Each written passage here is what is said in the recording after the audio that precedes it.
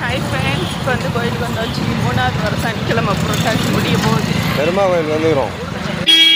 யாருன்னா டிச்சாகிறாங்க, பயங்கரமாக கூட்டமாக இருக்குங்க. அங்கே பாருங்க, மழை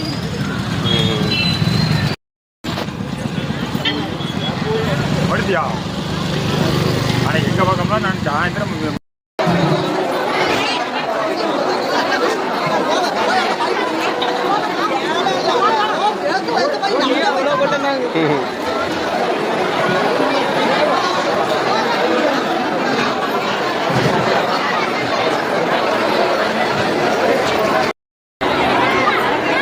இதெல்லாம் சுண்டல் பாயாசம் வேற லெவல் பண்ணிட்டுக்கிறா.